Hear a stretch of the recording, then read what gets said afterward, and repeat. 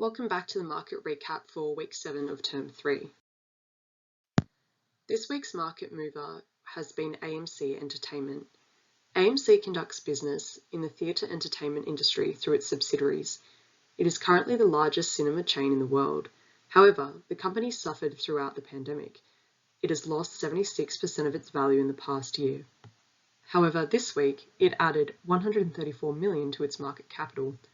Despite a lack of profit, AMC has increased its revenue by 344% over the past year, which is a relatively high revenue growth considering its fallen stock price. The market loser for this week has been multinational networking and telecommunications company Ericsson. Ericsson has been a major contributor to the development of the telecommunications industry and is one of the leaders in the 5G network. The drop in share price of almost 14% comes with a drop in earnings for the third quarter of 2022. EBITDA fell by 18% due to increased investment in research and the acquisition of cloud-based service business Vonage. The loss is also attributed to the expenses incurred by restructuring. However, other competitors in the industry have experienced a similar slide in profit incurred by increased R&D spending to keep up with technology. Liz Truss has resigned after 6 weeks as Prime Minister. During her reign in office, economic policies have driven up the cost of government borrowing and mortgage interest rates, while the value of the pound has fallen tremendously. As noted last week by Andrew, the Bank of England was forced to buy bonds to prevent the market from collapsing. Inflation is at an all-time high. Energy prices are increasing because of the war in Ukraine, and the economy is heading towards recession. The announcement of the Prime Minister's resignation prompted a few key economic responses. First, the interest on government bonds reduced, signalling that they are now a less risky investment.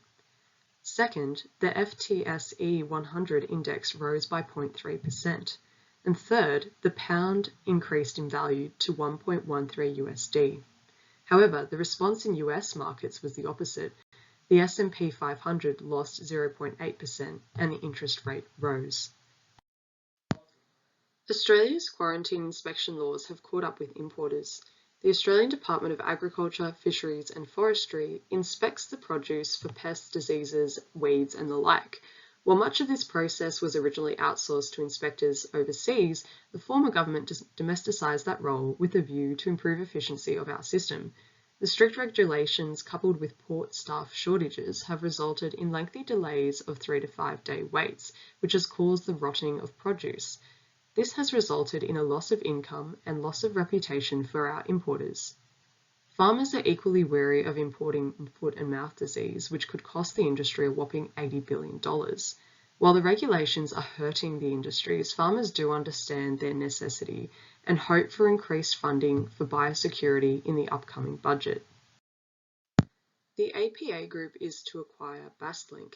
The APA Group is a leading energy infrastructure business listed on the ASX. It has a $21 billion portfolio of gas, electricity, solar and wind assets around Australia.